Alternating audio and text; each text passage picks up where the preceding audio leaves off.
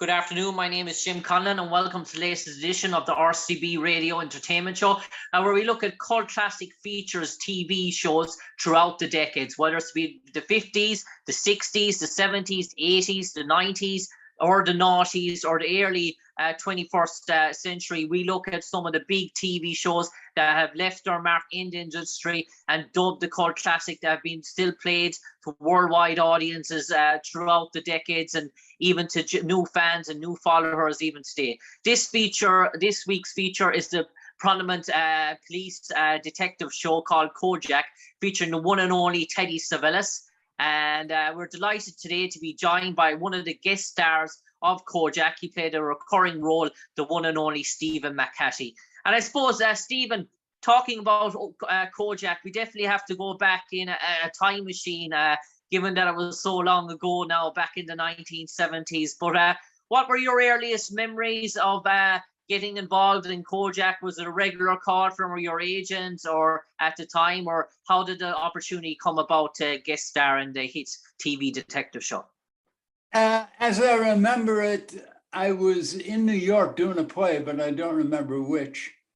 And they offered me the part, so I came out to LA to do it. Yeah, I was,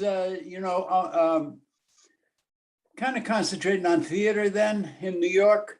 So it was a good opportunity for me. I appreciated it.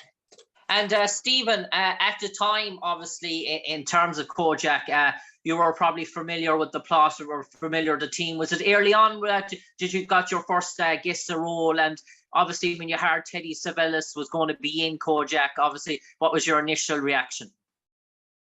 Well, he was a very, big, he had a very big image. So I didn't know what to expect. He was, I'd known him from, a couple of war movies I'd seen him in, I think, and, didn't quite know what to make of him.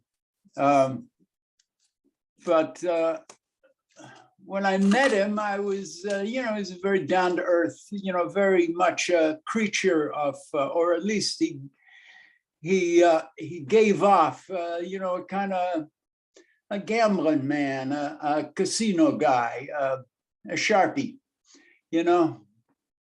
And Stephen, in terms of your first role in Kojak, and in terms of the character, what sort of enlightened you when you saw the script for the first time and said, wow, in terms of portrayal of that character? I know you played various type of roles, but in Kojak, but your first guest experiences and working on the set and meeting the producers and directors for the first time, was that a memorable experience for you? And boy, you'd have to remind me of what the first one I did was, because I think I did 3 of them. Yeah. You did a murderer one where someone was suspected to be a murderer, and then you turned out to be the murderer in terms of that episode. In terms of the second one, and I'm trying to that was the one about the grow operation, right? Yeah, grow operation. Yeah. Yeah.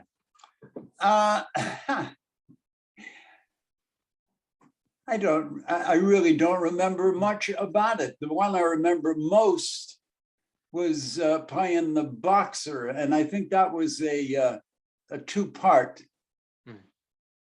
Am I right? Yeah, you're correct. Yeah.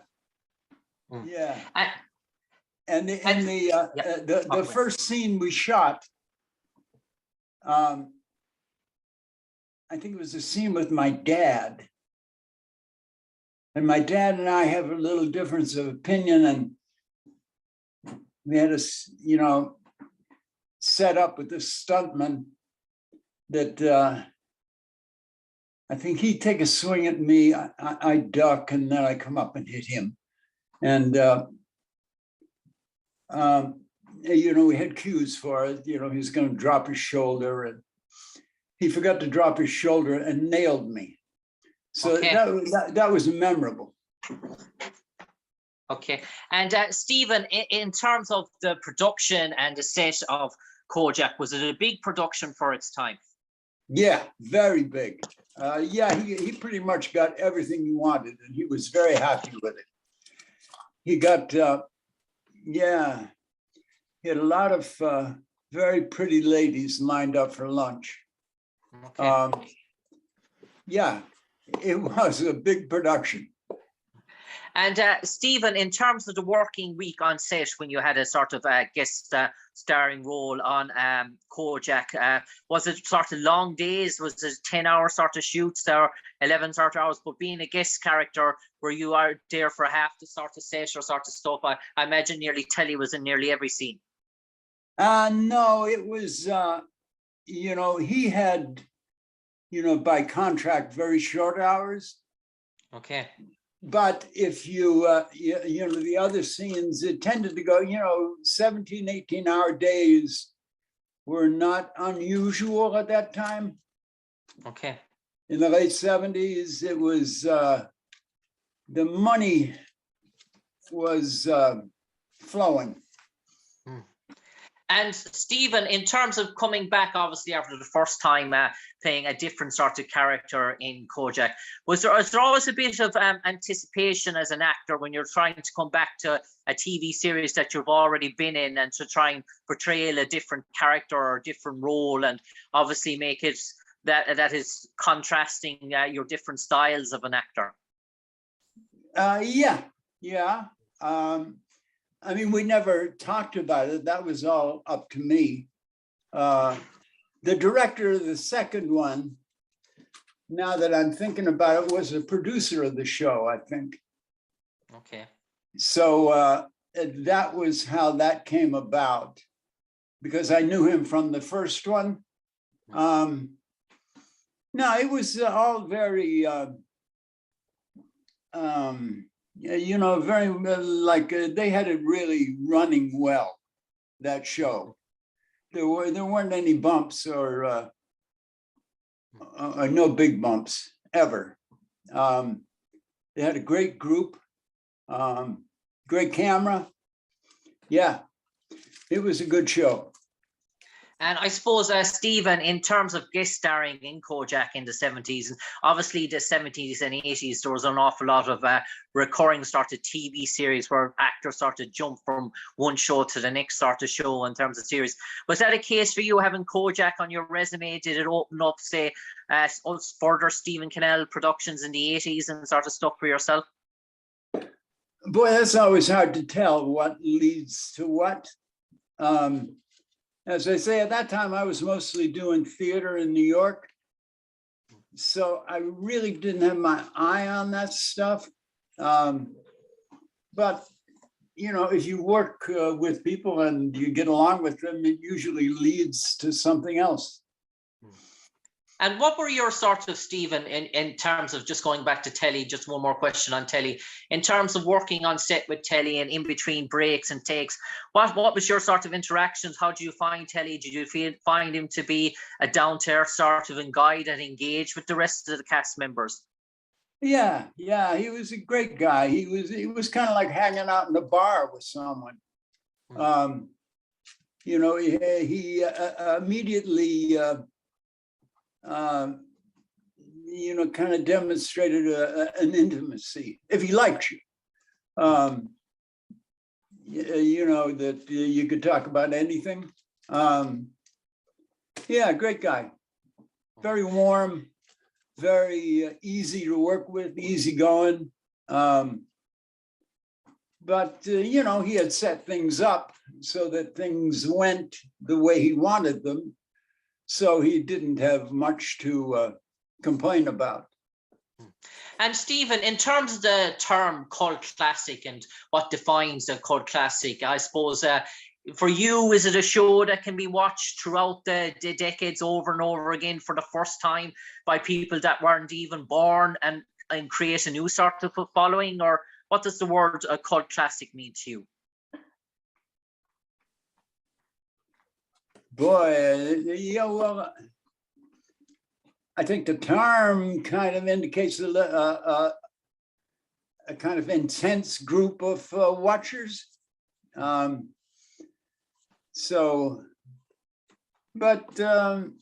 this show has legs, certainly.